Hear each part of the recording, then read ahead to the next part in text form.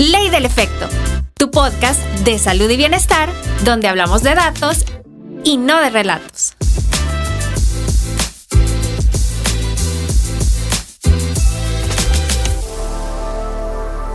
Yes, estoy muy contenta y con altas expectativas del episodio de hoy. Tenemos dos invitados muy importantes. Hay uno que es un invitado recurrente, ya lo van a escuchar, a ver si lo reconocen. Y luego tenemos a una invitada nueva que yo me siento súper contenta, emocionada también, porque, wow, es muy chivo tenerla. ¿Quién es? ¿Quién es?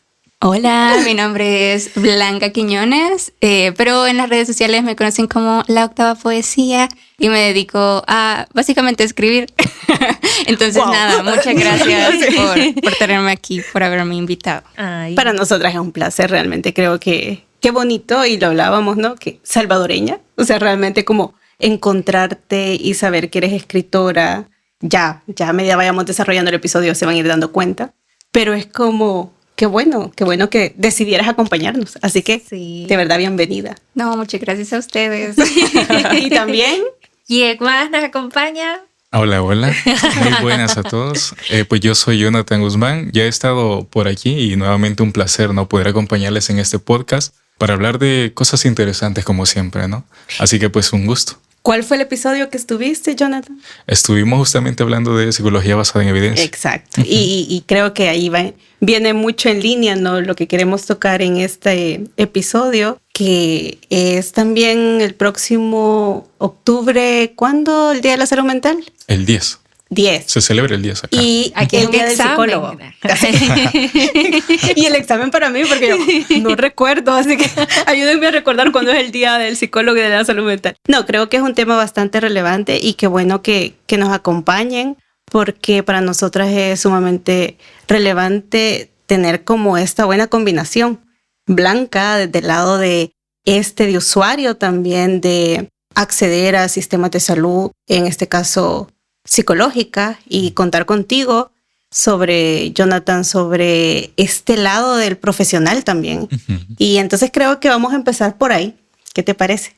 Sí, completamente de acuerdo. Es la primera vez que tenemos un episodio de esta naturaleza. Y que ya nos gustaron los episodios de 4 también, como los invitados. Sí. Desde la temporada 2 nos quedamos como... Sí, que tenemos invitados dobles. Sí. No, y lo que veo muy enriquecedor es que tenemos la mirada profesional, pero también desde la perspectiva de un usuario, consultante, paciente, que creo que puede conectar más precisamente con las personas que también pueden querer buscar servicios de salud mental. Y bueno, en este caso quisiéramos conocer, Blanca, cuál ha sido tu experiencia concretamente en este aspecto de la salud mental. Pues creo que como todas las personas, la pandemia llegó a ser un antes y un después como ser humano. Sobre todo porque fue un hito que creo que nadie pensaba que pudiera suceder. Y por consiguiente, sí creo que nos enfrentó, al menos en lo personal, me enfrentó a diferentes situaciones que no supe cómo manejar.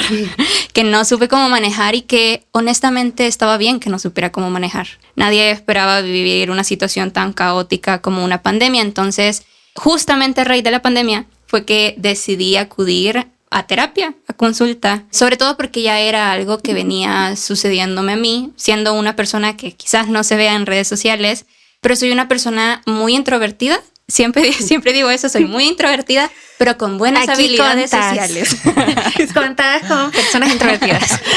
Entonces, había muchas situaciones que yo no sabía de mi identidad, que quería comprender, conocer. Y también el estar en redes sociales me llegó a darme cuenta de la responsabilidad que implica. ¿Por qué? Porque en pandemia yo estaba pasando este proceso individual en casa, pero al mismo tiempo eso me enfrentó a estar más tiempo en redes sociales. Y como estuve más en redes sociales, las chicas que iban a mis talleres, las chicas que me seguían, recurrían a escribirme. Y entonces yo no sabía cómo navegar esto, porque 1, no es mi rol.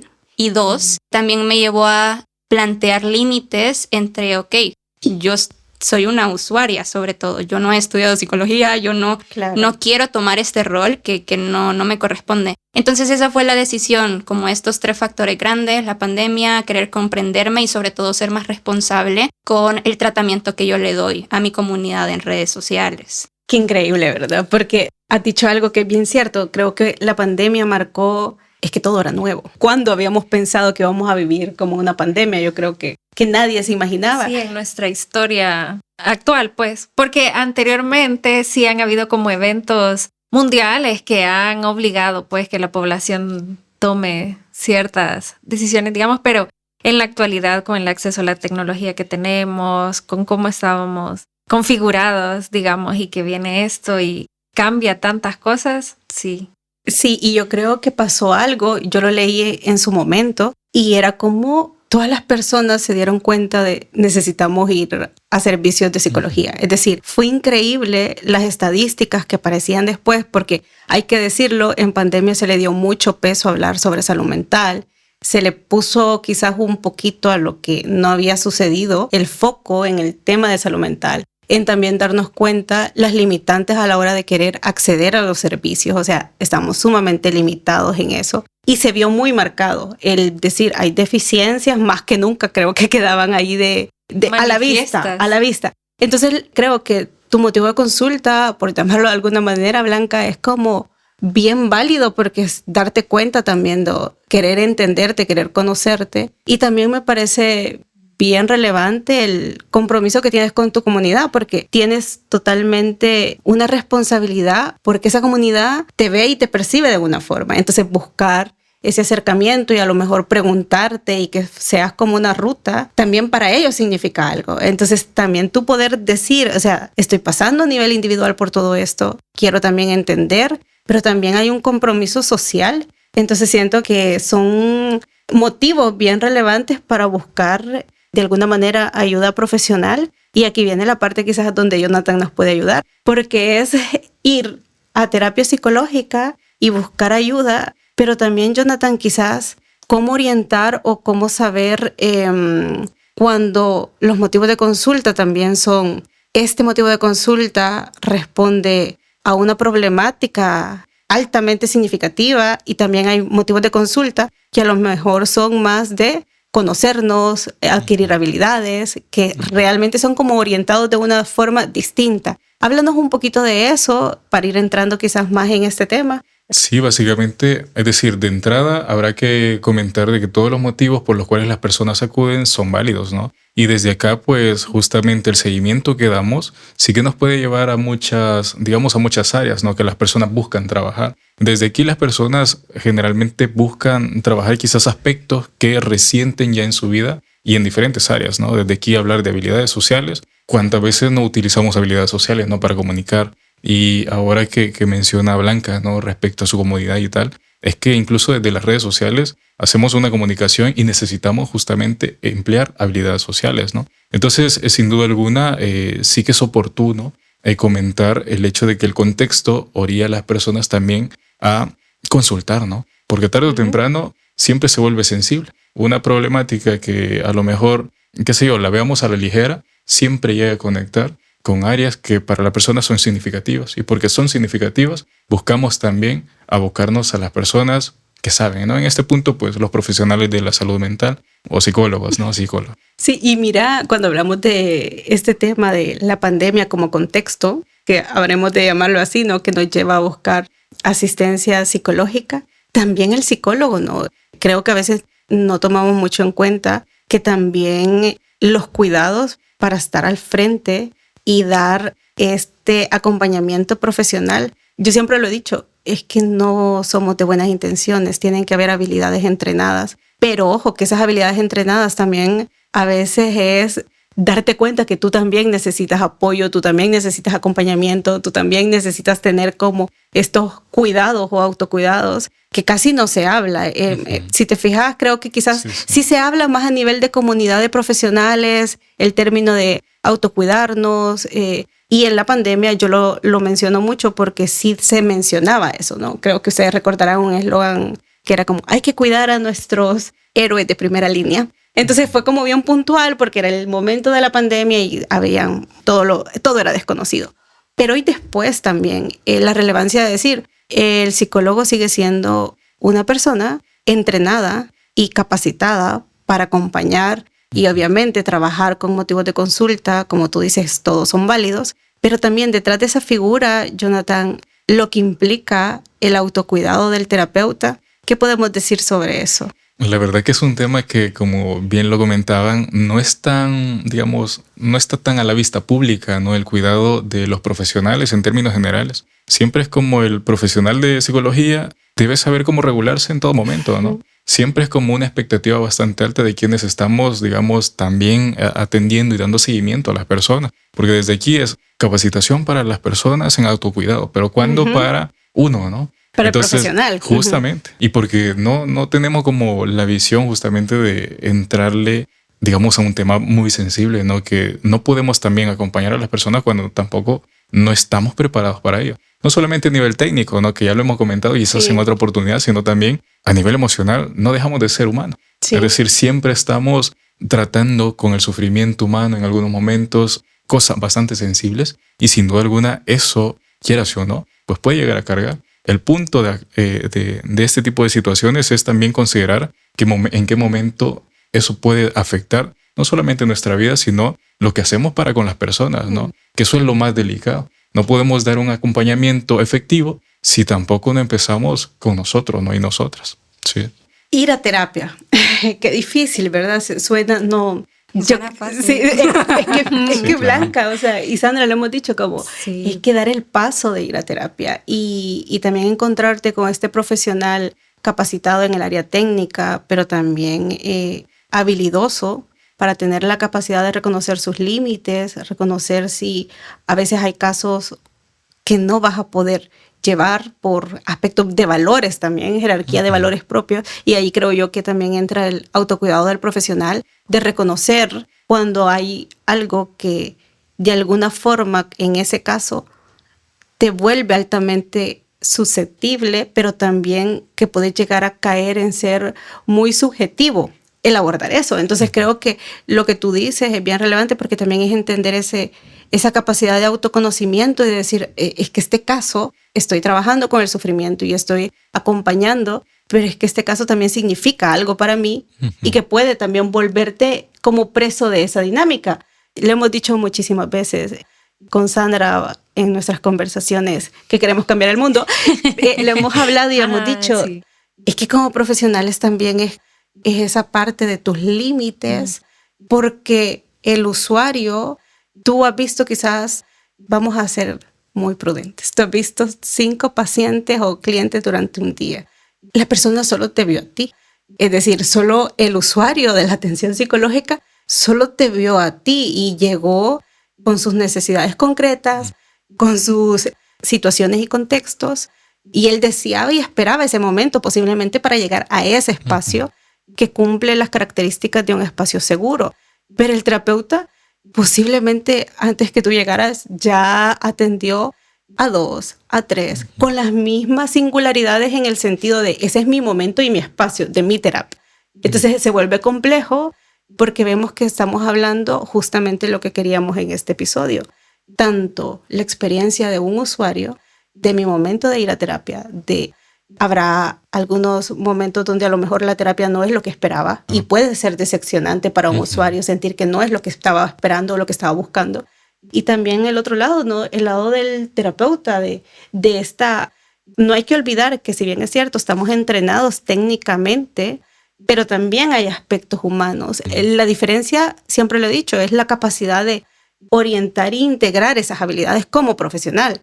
Entonces, aquí se vuelve importante la pregunta cuando decidimos ir a terapia y esa expectativa sobre el psicólogo, que ya nos dirás tú, sí, ahorita ya nos dirás tú, Blanca, ¿cómo es ese también?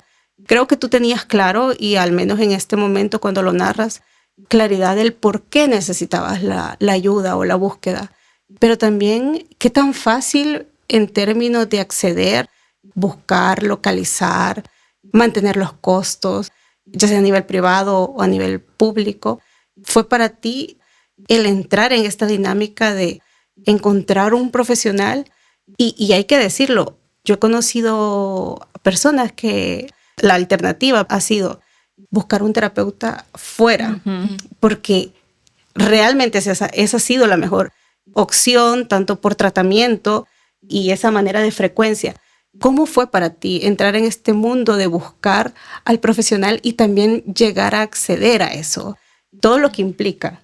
No fue fácil. Me encantaría decir que fue un camino accesible, pero a todos nos gustaría que dijeras no eso, pero fue también un sabemos que camino no. accesible. Estamos para escuchar la verdad.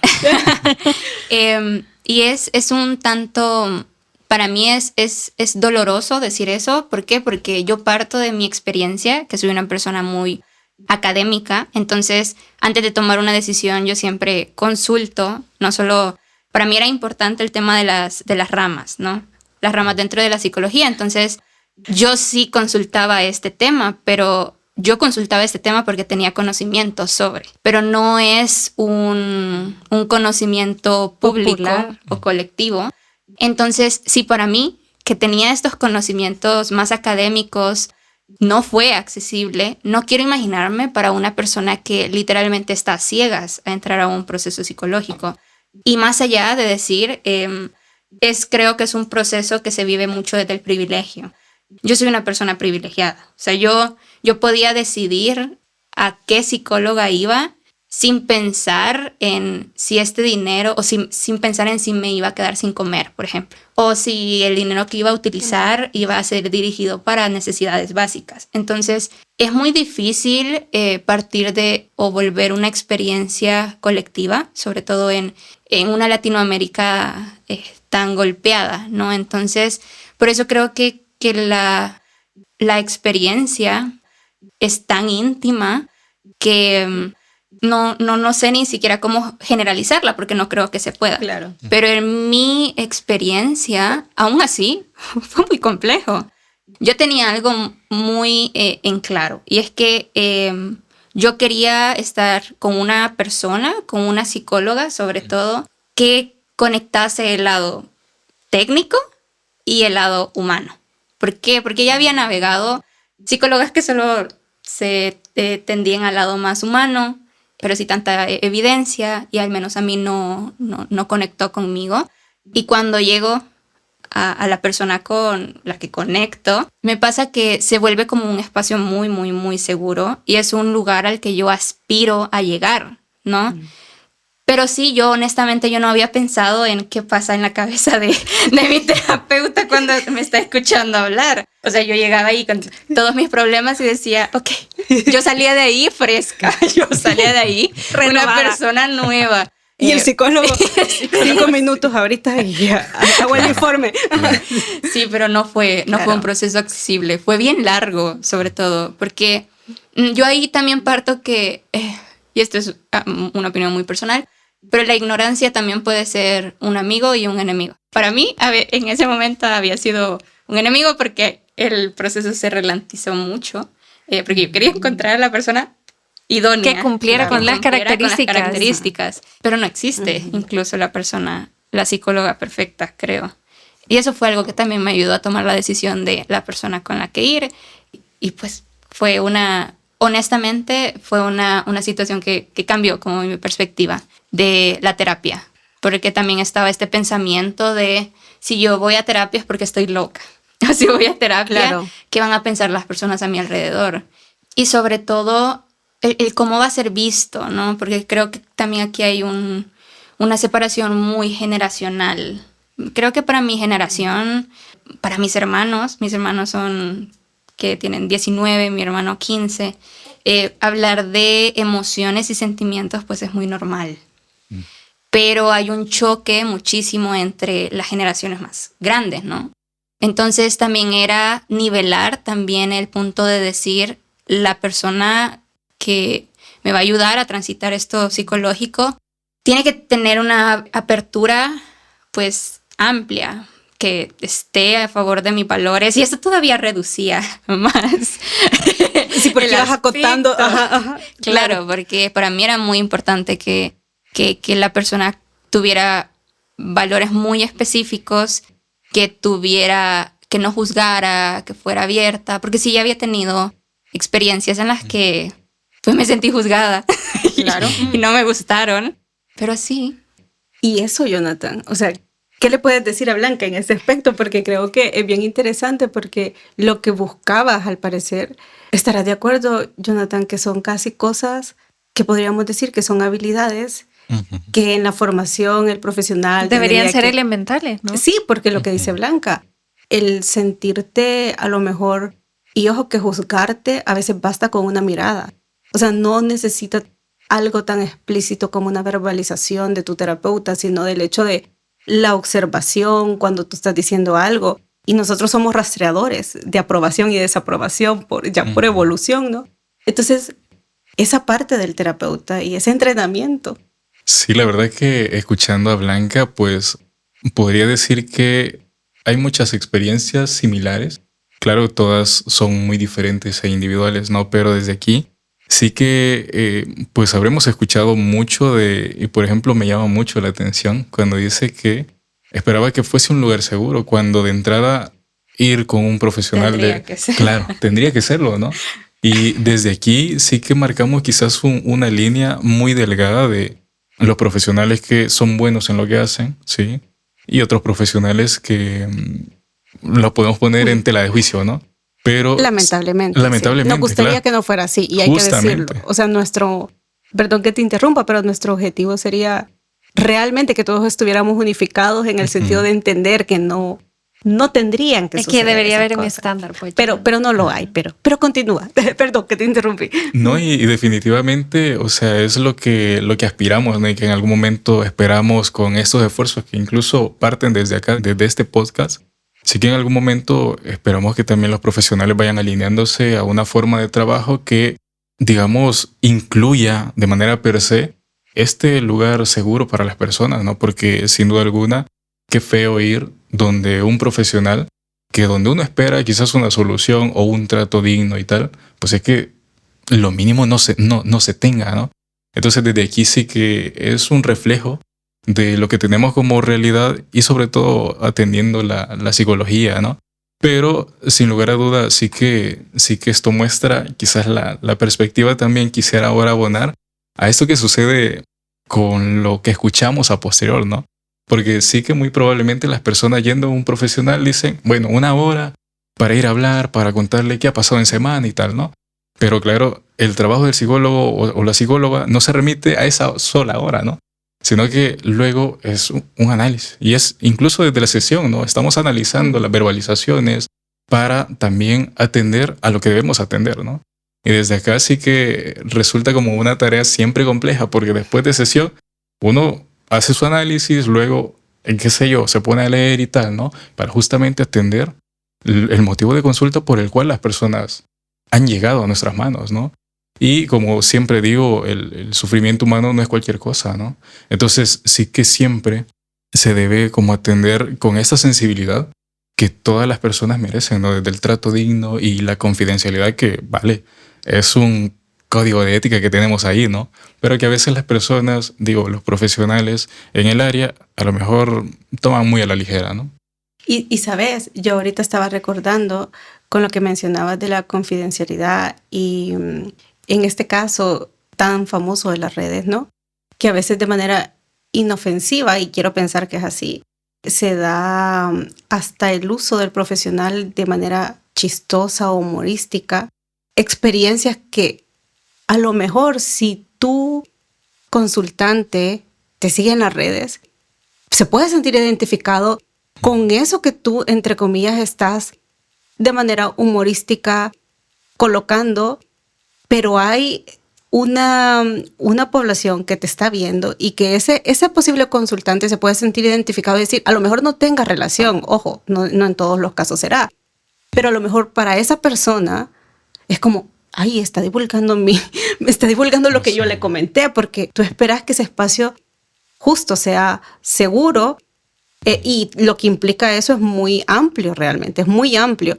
Y venir y que el profesional te exponga de esa forma. De esa manera, yo siempre recuerdo, y creo que quedó en mí muy grabado, que mi catedrático solía decir, salgamos a divulgar, porque los psicólogos clínicos tienen que salir de sus escritorios y tienen que hablarle a las personas. Las personas tienen que saber qué es la psicología científica y hay que divulgar. Pero no olvidemos que lo podemos hacer desde el respeto y de la dignidad de las personas. No tenemos que ser chistosos, no tenemos que ser esta figura en la que queremos incluso hablar de estereotipos, siendo nosotros los que los estamos promoviendo. Entonces es bien particular eso. Y luego no quiero dejar pasar lo que Blanca mencionaba, que me parece relevante. Hay una población que tiene una formación que le permite elegir. Yo siempre he dicho que el conocimiento es poder en potencia hasta que lo pones en práctica, pero una de las cosas es que te permite elegir con mayor claridad y poder investigar con quién voy a acudir. Que Blanca decía, tenía conocimiento de alguna forma de, tiene que ser alguien específico, no solo psicólogo, sino que específico, por ejemplo, en clínica, tener la claridad de que hay un área de la psicología para eso. Luego Blanca menciona, ¿no?, el privilegio de poder decir, me puedo permitir la terapia en el aspecto económico, y que eso no implicaba una decisión de desventaja de me permito esto por esto, sino que, y aún así, ir donde el profesional, y mencionaste algo, y esto es lo que para mí es valioso, a lo mejor la experiencia era alguien muy técnico, que podríamos caer, Jonathan, en esto, no el que más sabe, como profesionales significa que es el que más habilidoso es para aplicar los principios y los conocimientos en la clínica. Son cosas muy distintas. Entonces, a lo mejor la experiencia, en este caso, con que tú mencionas, Blanca, es ir y a lo mejor encontrarte este terapeuta muy técnico, que a lo mejor esta sensación de muy rígidos, de muy...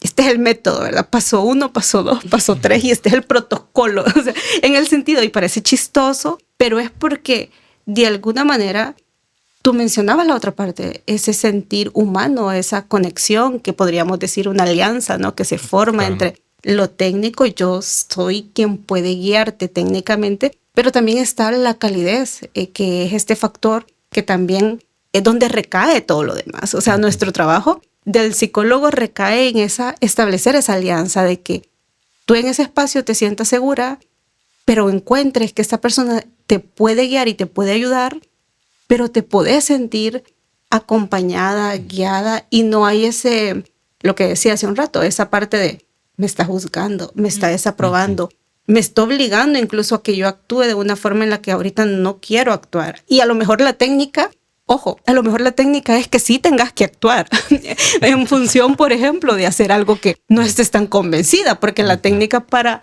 ese motivo de consulta a lo mejor implica eso, pero saber cómo, cuándo, y respetando tus tiempos, respetando que a lo mejor en este proceso puede ser muchísimo más lento en el sentido que es tu tiempo, y tampoco significa que es entrar en un protocolo estándar, sino que es la flexibilidad a Blanca, por ejemplo.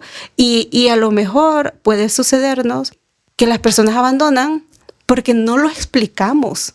Como profesionales no hubo esa claridad de decir, ahorita estamos en esta etapa, a lo mejor estamos haciendo esto, entonces pareciera esto muy rígido, pero también este trasfondo, pero podemos ir más lentos si tú sientes. Entonces tener como esa claridad hasta que después de un proceso, después de otro, llegas tú donde alguien que realmente integra eso. Entonces es particular, Jonathan, que los usuarios tengamos muchísimas veces que pasar por uno, por otro, hasta que encontremos eso que Blanca mencionaba, donde ella conectó, donde ella sintió tanto lo técnico como a lo mejor lo humano, pero que debería de ser lo esperado. Nunca sucede, pero es lo dificultoso. Claro.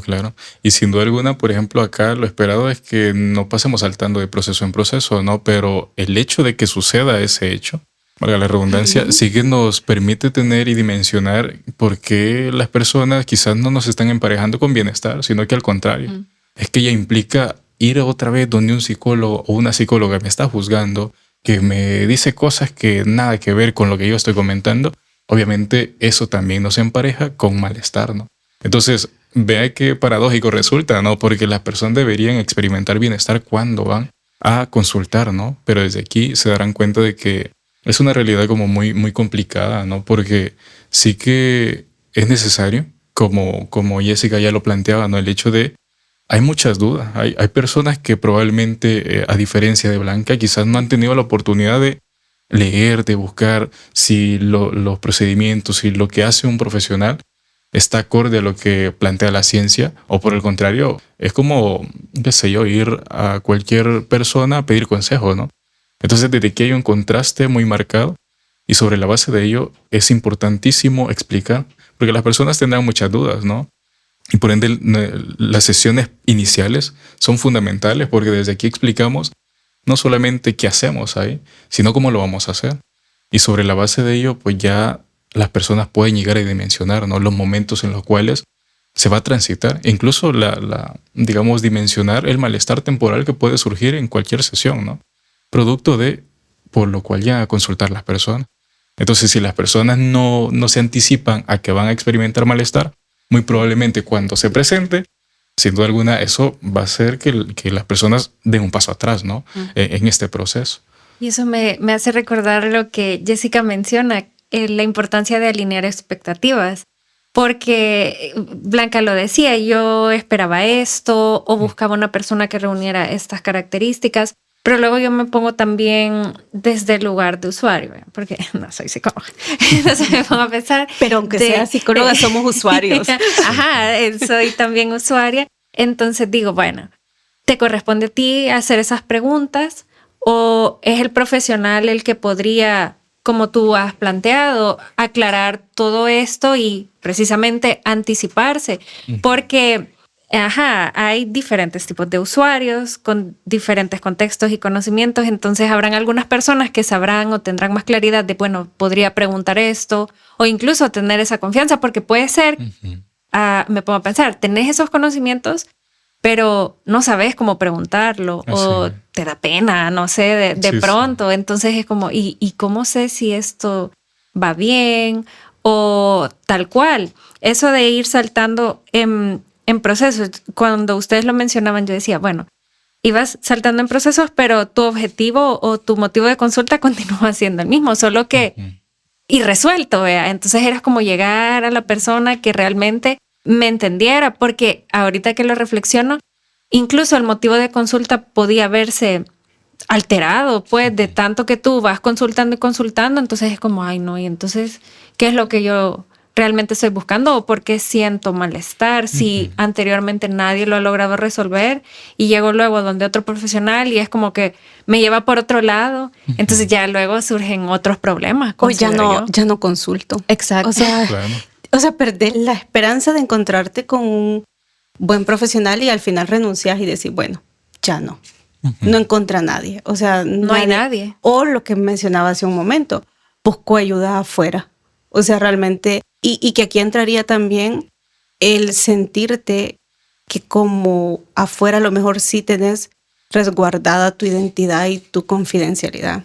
Porque, por ejemplo, rescatando tu comentario, Blanca, tú tienes toda una comunidad que realmente está ahí y se vuelve importante para ti. Entonces esas personas tienen expectativas y te ven de una determinada forma. Entonces ese hecho de tener la capacidad de decir yo necesito ayuda, voy y la busco, pero podría haber sido el caso, no la voy a hacer aquí porque aquí a lo mejor me voy a ver expuesta, van a saber que soy yo, por ejemplo. Entonces son como esas variables que vos decís, es que sí son importantes de cuidar. O sea, no podés dejarlas de lado. A mí lo que me parece llamativo, y le soy honesta hasta cierto punto desconcertante, es justo cuando lo analizás y decís, ok, ¿qué estamos haciendo los profesionales realmente desde una psicología basada en evidencia para posicionarnos y que no sea dificultoso encontrarnos? O sea, ese es el punto, porque Blanca, y hablamos desde la experiencia de Blanca porque es esta postura de privilegio, y hay que aclararlo, privilegio no es sinónimo de algo realmente negativo, sino que son las condiciones contextuales que te han permitido estar en una situación concreta, ¿no?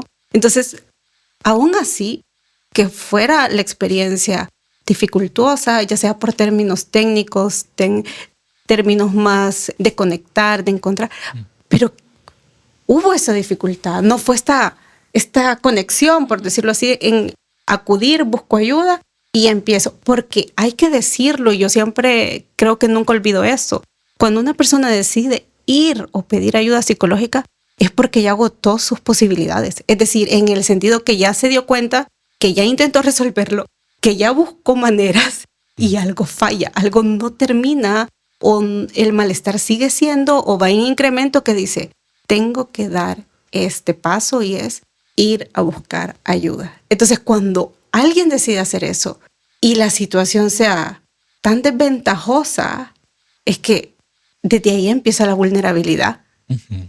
Y por ejemplo, sí que me parece valioso lo que comentaba Blanca al inicio, ¿no? De siempre hay alrededor de buscar ayuda psicológica como estos prejuicios, ¿no? Este tipo de estigmas que aparecen de, bueno, si voy y la gente me conoce, ¿no?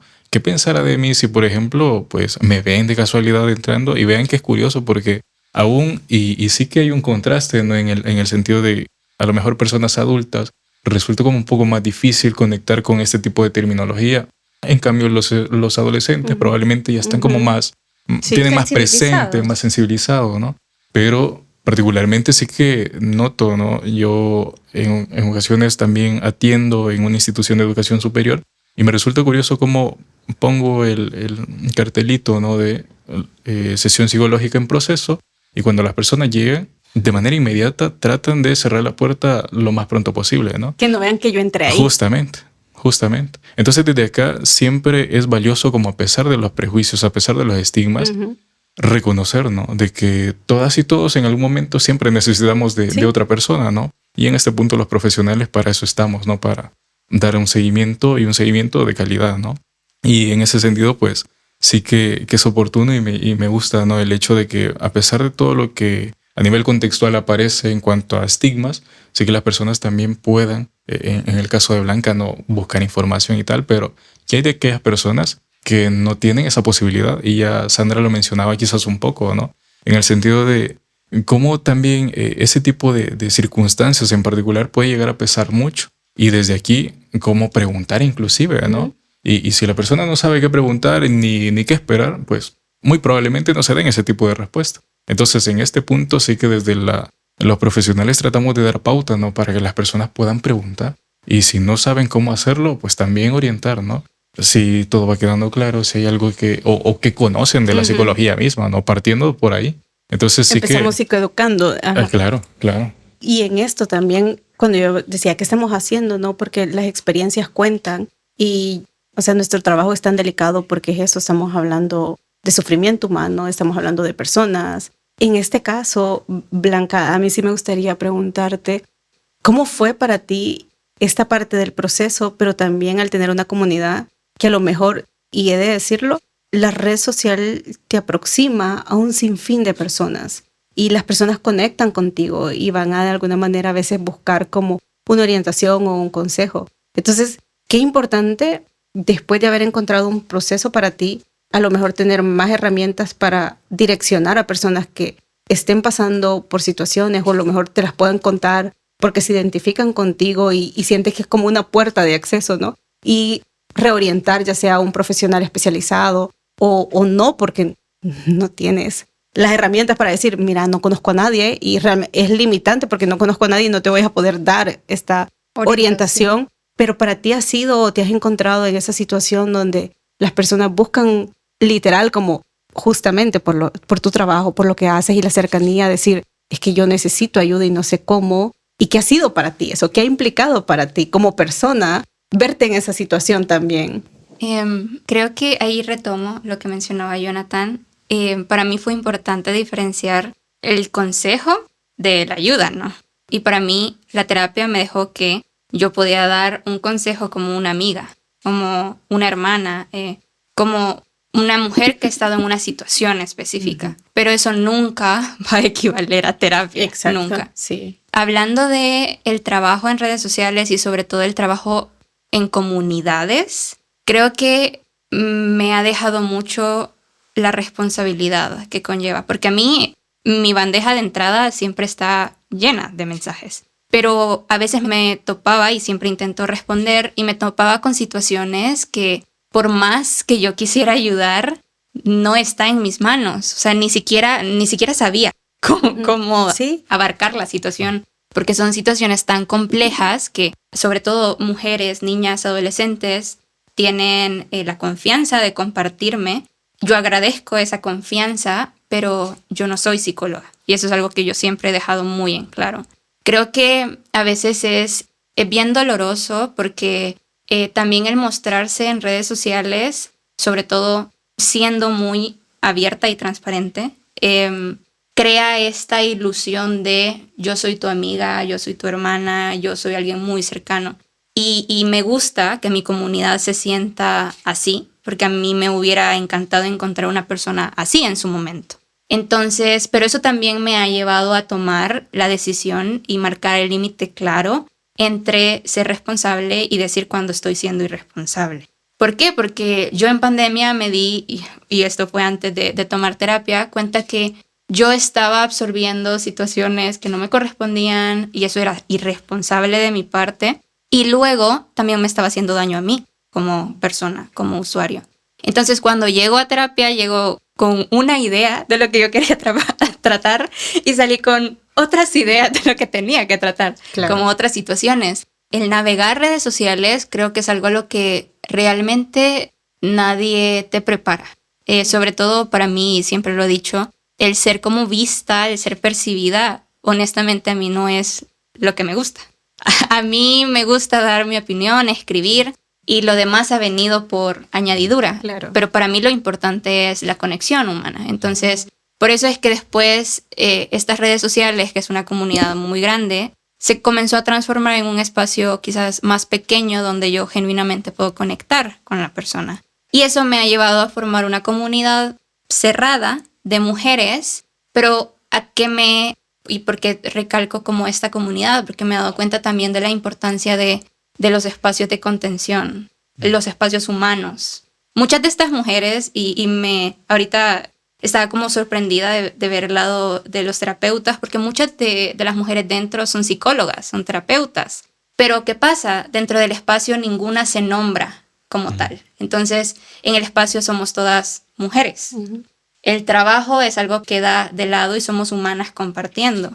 Claro, ahí es un espacio en el que llegamos a platicar, pero sí me llama la atención como dejarse de nombrar como también les permite ser como más, como bajar la guardia un ratito, como quitarse un poquito la responsabilidad de. Entonces, para mí la terapia no solamente es importante como persona, sino también como mujer que dirige un negocio, como mujer que lidera. Ujú. Porque primero, si yo no estoy regulada, si no estoy contenida, no hay manera en la que yo pueda crear espacios, no de contención, ni siquiera de eso, sino simplemente espacios de escritura. Si yo no estoy, por ejemplo, antes de entrar a una sesión de escritura, si yo estoy triste, si yo estoy agotada, si yo estoy cansada, eso se va a transmitir en mi trabajo. Y entonces eso va a marcar la pauta de un espacio que ha nacido para conversar, para escribir, para conectar. Entonces, es como mantener este equilibrio entre ser responsable con lo que estoy diciendo y también con lo que no digo, porque esa es otra situación. Y también como las comunidades, en un contexto tan marcado por guerra, violencia, son ahora más que nunca sumamente necesarias. Porque, claro, en mi comunidad, la mayoría está sensibilizada con la terapia. La mayoría acude a terapia. Pero nuevamente el trabajo de terapia creo que va mucho más allá de la sesión, ¿no? Entonces creo que es también este espacio de hablar, de cuestionar, de conversar y sobre todo como romper no solamente la brecha generacional, sino también una brecha de género que está muy marcada. Entonces eso ha sido como equilibrar estos mundos. Claro. Siendo completamente honesta a dónde yo estoy y en qué puedo aportar sin dejar de ser responsable. Y es que coexisten, ¿no, Jonathan? Estos espacios con los procesos psicológicos. La diferencia, yo siempre he dicho, es que a veces decimos, es que esta es mi terapia. Entonces ya, y no es porque no tengo una función de contención, de alivio, de bienestar. Claro que están estos componentes ahí en estos espacios. Es como el hecho de ir a hacer ejercicio, a lo mejor. Ese es mi momento que yo necesito y lo siento tan como este aliciente que lo asemejo como, esta es mi terapia. Pero realmente es porque coexisten en el sentido de que necesitamos estos espacios. Necesitamos espacios como el que tú has creado, de grupos de mujeres, también grupos para hombres, donde se tenga y se entre en contacto con esta calidez humana y esta forma de relacionarlos. Y la terapia, y esto es el punto bien relevante, la terapia cumple otra función con ciertos tintes de estos componentes que estamos hablando. Aquí es donde en algún momento lo hemos mencionado, ¿no? La terapia a lo mejor se ha desvirtuado en el sentido que no lo hemos entendido a totalidad lo que implica, pero no significa que estos componentes no estén en paralelo o no puedan estar o no puedan coexistir. Al contrario, sabemos desde una psicología más científica que entre más fuentes de alicientes, aspectos vitales que entren en contacto con nosotros, pues elevamos la probabilidad de un mejor bienestar y calidad, ¿no? En los vínculos, en la forma de socializar. Pero está como, tú lo has dicho muy bien, responsabilidad y decir, ok, yo apoyo de esta manera, yo creo este espacio, tenés claridad sobre eso. Y a mí eso me parece como muy valioso al escucharte, porque tenés esa claridad. Y seguramente esta comunidad de mujeres, y ya decías tú, ¿no? A lo mejor psicólogas, es porque también está este componente. Seguimos siendo personas, seguimos siendo humanos. La diferencia es que siempre a veces se nos ve en un contexto en concreto y es la figura del terapeuta, la figura de yo estoy solo ese rol. Y es que es un trabajo. Es que hay que entender eso, es un trabajo. Ese es mi rol, este es mi rol ahorita de trabajo. La diferencia es que hay como cierta ventaja a veces porque podés entender mejor cómo te comportás, cómo sentís, pero no significa que en algún momento sea como yo solo quiero ser ahorita existir como y mi gusto por la escritura, por ejemplo, pues simplemente es esto y no quiero tener mi cabeza con un proceso de análisis de que el estímulo que me genera esto es por esto, simplemente este espacio mío donde conecto con un valor que para mí es importante y que conecta con mi sensibilidad y me lo crea, entonces eso se vuelve un aliciente, yo lo abrazo y lo vivo, pero porque hay una persona que lo dirige y en este caso parece que tú, Blanca, tienes esas habilidades y las has adquirido para poder saberlo y para poder haber tenido esta comunidad, ¿no? Habrán otros donde a lo mejor sea un poquito más difícil porque a veces es eso. Es sumamente fácil tratar de resolver problemas que muchísimas veces no nos competen y ni sabemos cómo resolverlos porque no estamos entrenados y ahí es donde viene, es que eso es la terapia. Para esos problemas que parecen ser altamente desbordantes y que nosotros, porque no hay conocimientos técnicos, no podemos ni tan siquiera saber si nuestras palabras van a hacer algo, ¿no? Pero ojo, que la bondad y los comportamientos amables nunca vienen mal, o sea, siempre son buenos. Pero a eso es lo que me refiero. Ahí es donde viene la parte de lo que los psicólogos tenemos que hacer para posicionarnos en el sentido de que las personas puedan saber cuándo recurrir a nosotros, en qué momento hacerlo y también que estos espacios, como el que ha creado Blanca, son parte de un proceso que te genera bienestar. Pero cada uno conlleva un espacio y no es que esto soluciona a lo mejor las cosas, sino que ahí vendrá el trabajo del psicólogo para poder decir, seguí acudiendo a ese grupo porque creo que es un aliciente para ti, es un valor y conecta, pero nosotros vamos a trabajar esto dentro de la terapia y vamos a hacer esto y de esta manera. Entonces se vuelve realmente más enriquecedor para las personas. Ahí vendrá el trabajo y el reto para los profesionales en la clínica. Jonathan, ¿cómo podríamos mejorar esto? En el sentido de, ya hablamos de acceder, ¿no? Acudir al psicólogo.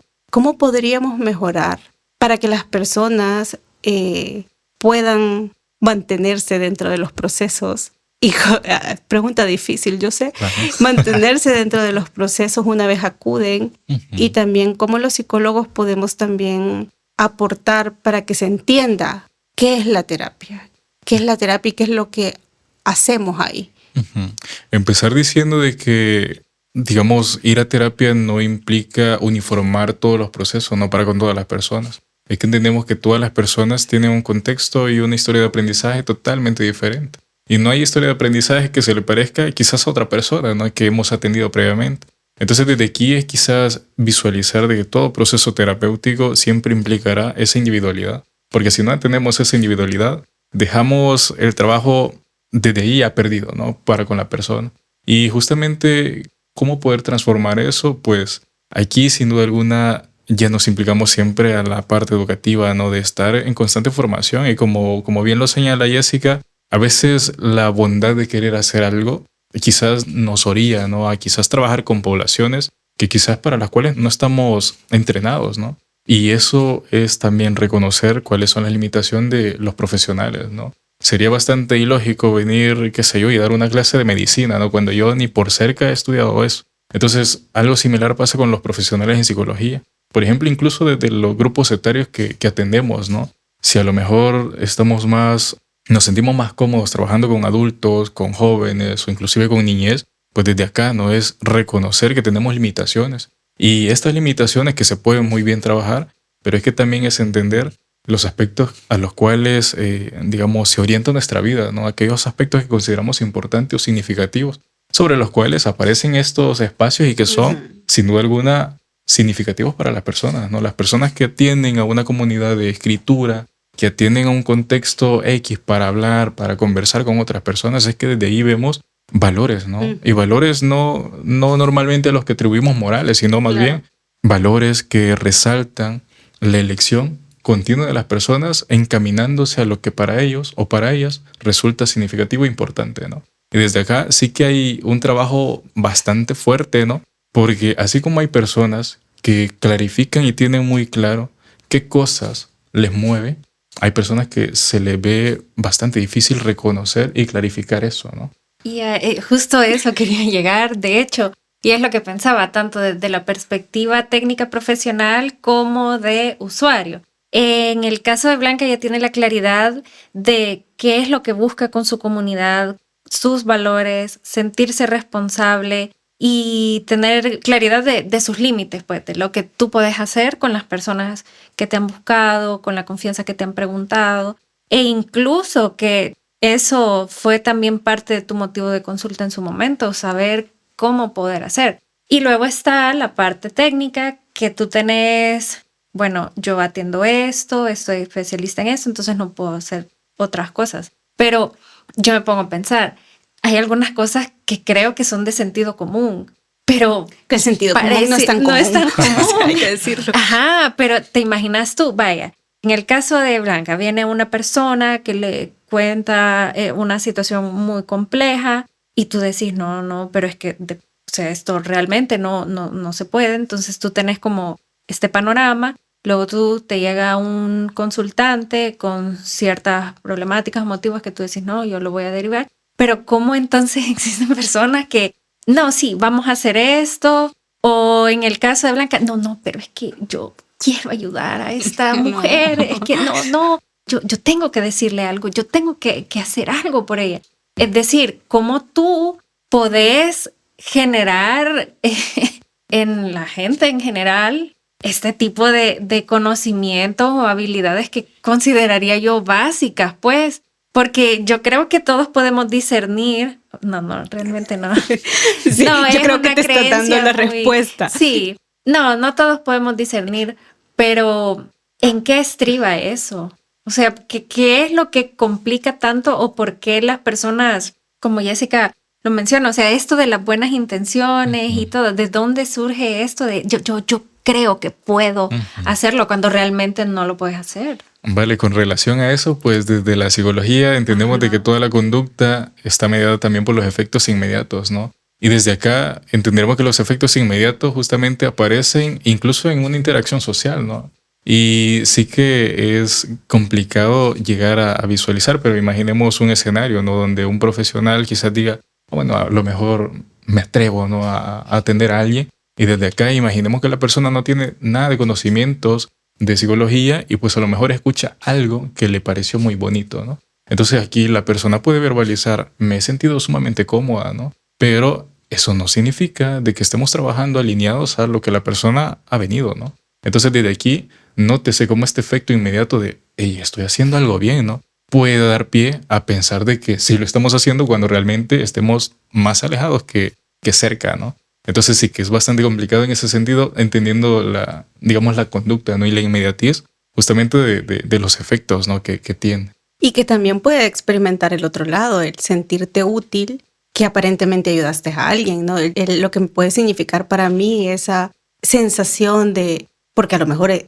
tenga ese valor de ayudar, porque ojo, aquí hay algo importante, es que cuando alguien nos solicita ayuda y tenemos estos valores muy sensibilizados del bienestar del otro, y aquí por eso la variable de las buenas intenciones, que genuinamente, y hay que decirlo, muchas personas actuarán desde el aspecto muy genuino de querer ayudar. Está este deseo y esta bondad. El punto es que a veces, no en todos los casos, pero a veces es altamente riesgoso. Pero para darte cuenta que eso es riesgoso, volvemos al punto, como lo mencionaba Blanca, ¿no? Hay un recorrido, hay una aproximación a experiencias que te han ido de alguna manera sensibilizando y moldeando a entender tus propios límites. Pero cuando no has tenido esa parte y has estado más estimulada por las buenas intenciones y que incluso el mismo entorno te lo refuerza de que usted siempre ha sido bien bueno, usted siempre ha ayudado a muchas personas. Porque tenemos esto, ¿no? Estos comentarios, y yo me identifico con eso y me posiciono desde eso.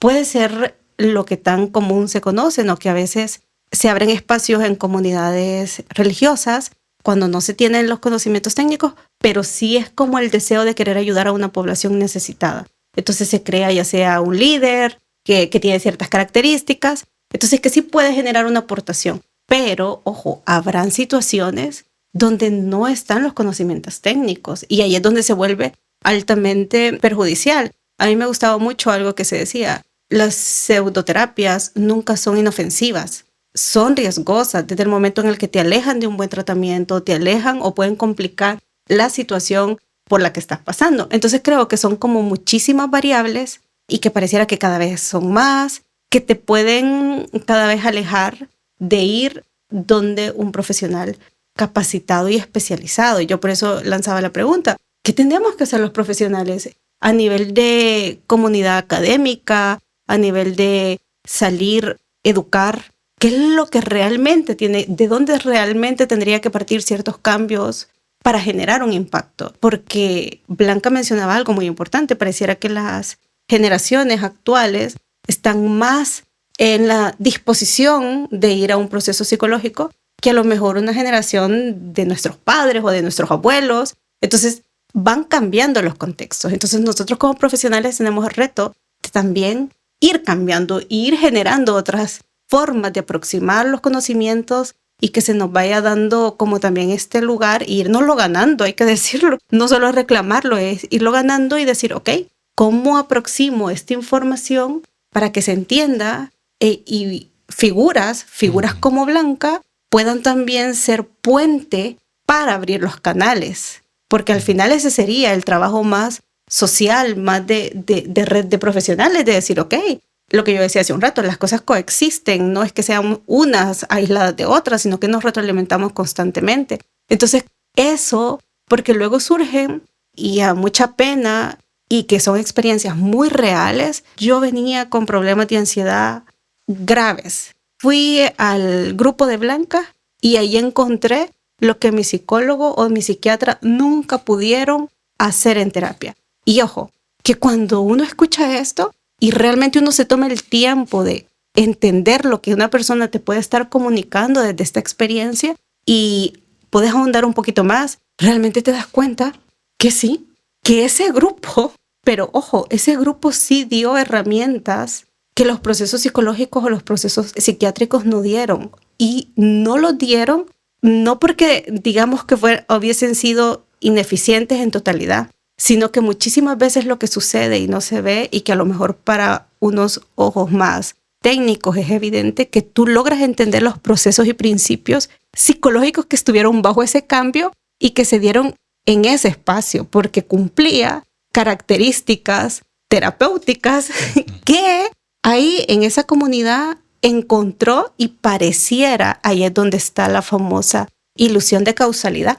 Pareciera que ahí fue que realmente hubo esta recuperación, adquirir el bienestar. Pero cuando tú eres profesional, tú logras entender por qué es que la persona está asociando ese cambio y ese beneficio en ese lugar concreto, porque lo puedes analizar, ¿no? Pero ante los ojos comunes y ante los usuarios, hay una sensación de, tal vez no es que dejen de creer a totalidad, pero sí se cuestionan de, es que el psicólogo no te ayuda. A mí no me ayudó. Desde mi experiencia, él no me ayudó nunca porque realmente yo iba y nunca me dijo algo que me ayudase con mi proceso. Fui y empecé a escribir y fue tan liberador para mí que realmente fue terapéutico y eso fue mi proceso de terapia. ¿Y por qué menciono esto? Porque es lo que hablábamos hace un rato. No solo podemos pedir a las personas que accedan a procesos psicológicos, hay que asegurarles que puedan acceder.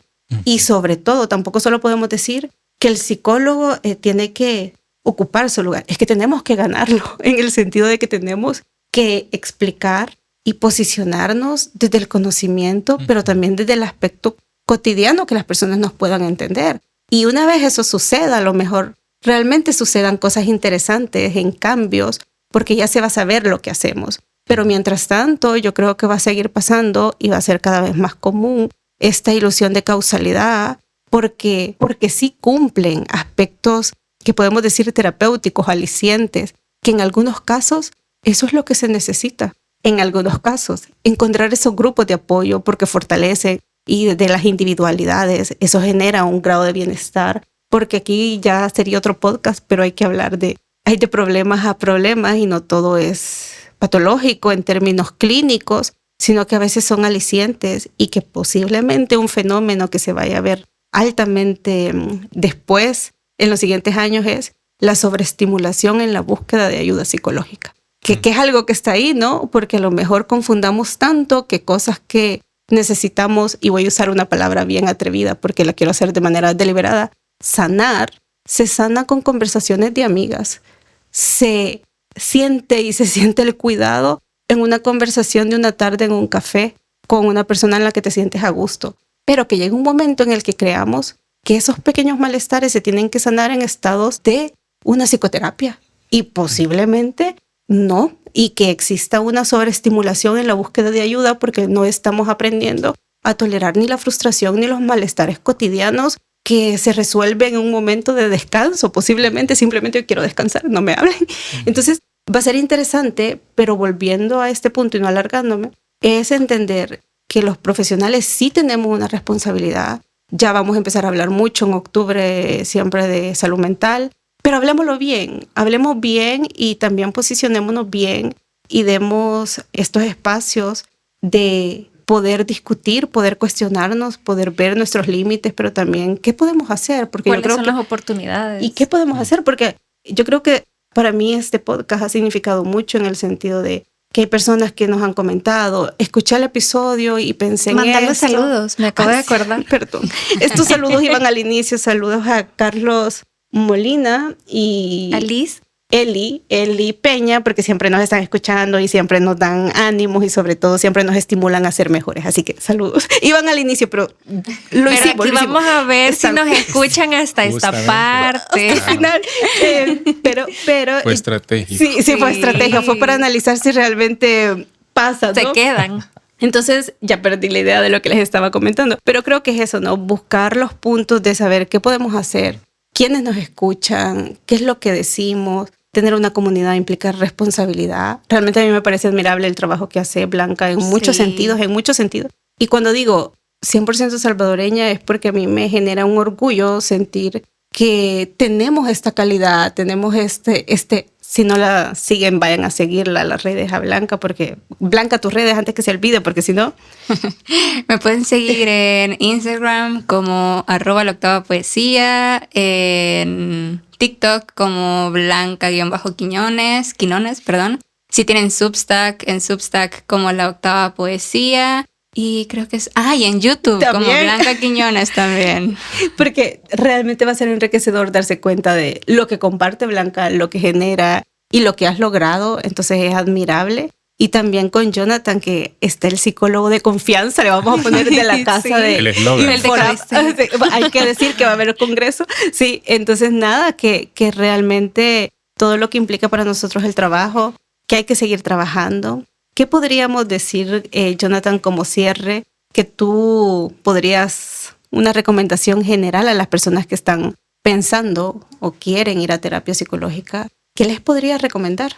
Que tomen en cuenta, que vayan contigo, pero aparte de eso, ¿qué podría recomendar? Sí, justamente desde acá habrá que tener muy presente al momento de acudir a quizás con un profesional de la salud psicológica, es preguntar, ¿no? Preguntar y no teman preguntar porque el profesional está justamente para atender esas inquietudes, ¿no? Y poder Entonces, si no te solventarlas. responde o te genera incomodidad, no es ahí. O Claro. sea, puede ser como un parámetro, No es. pues, que tú tomes en Justo. cuenta. Sí, sí, y por ejemplo, no dejen de tener presente lo que ya Blanca también decía al inicio, ¿no? El hecho de sentirse seguro es básico en un proceso de atención psicológica. Tener un espacio seguro donde nadie me juzga, nadie me castiga solo porque sí. Llegamos a este punto de poder entender y poder explicarle a la persona, ¿no? ¿Qué hacemos ahí? ¿Por qué estamos ahí? No solamente vamos a hablar, porque eso, como ya decía Jessica, pues a lo mejor lo encontramos en otros espacios, ¿no? Y desde aquí, el entender eso es entender también que va a ser un proceso de cambio, no solamente implicando el trabajo del profesional, sino también de la persona, ¿no? Entonces, que sepa la persona que también deberá hacer cosas, ¿sí? Ujú. Cosas que pueden llegar a traer malestar, ¿no? Pero ese malestar temporal a lo mejor es necesario para el cambio que se necesita operar, ¿no? En este punto. Y desde aquí otro de los aspectos que ya quisiera retomar es el hecho de también hacer una segmentación, ¿no? Porque incluso quisiera pues compartir el hecho de en ocasiones y bueno, desde las redes de Inforap, pues a veces empezamos a tirar como contenido, pero no, y este contenido era de naturaleza muy académica. Entonces empezamos a ver que las personas no eran todos académicos, ¿no? Entonces, Claro. personas que nos empezaban a seguir producto de a lo mejor buscar un proceso de atención psicológica, personas que quizás no tienen acceso a ese conocimiento, ¿no? Entonces segmentamos ahí y ya creamos quizás una derivación también. Hay que tropicalizar el Justamente tropicalizar el contenido y también segmentar la naturaleza del mismo, ¿no? Para qué contenido va a ir dirigido para las personas que a lo mejor están escuchándonos producto de algún tipo de problemática, ¿no? Y contenido que a lo mejor va dirigido para estudiantes, ¿no?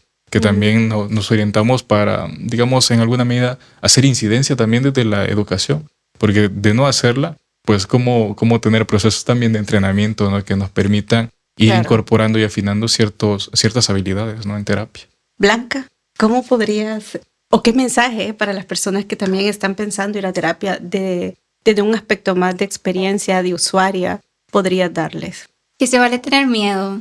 Creo que a veces se piensa que para hacer las cosas no se debe de tener miedo y que tenés que esperar a no tener miedo para dar el paso. Pero creo que el miedo nunca se va.